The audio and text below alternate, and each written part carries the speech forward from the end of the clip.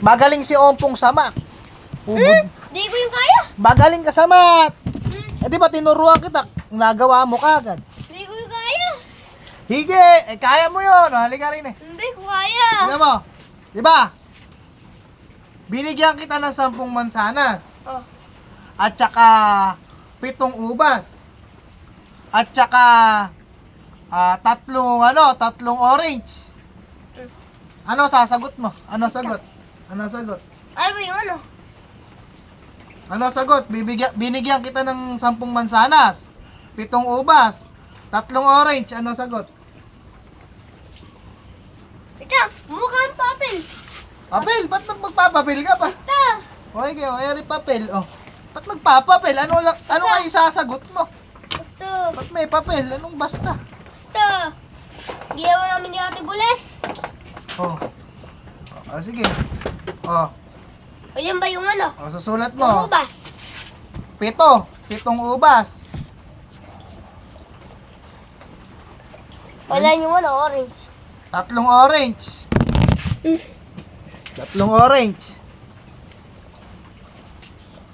Tatlo. O, 5 mansanas. Taglang. 5 mansanas. Diba ito? Oh. Hmm. Ba't sinusulat mo? Basta. Anong basta?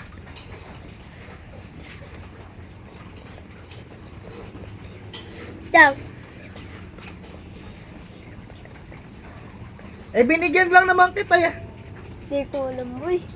Binigyan lang kita. Ano isasagot mo? Ano sagot mo pag binigyan kita ng mansanas?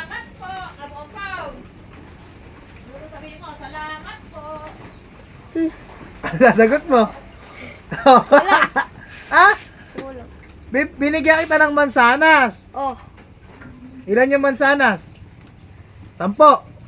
10 at saka 3 Ubas. orange, tsaka 7 ubas. Ano, binigyan kita, ano sasagot mo? Ginawa namin ni Ate Bules kanina. Hindi nga, ano nga sasagot mo? Binigyan niya kita.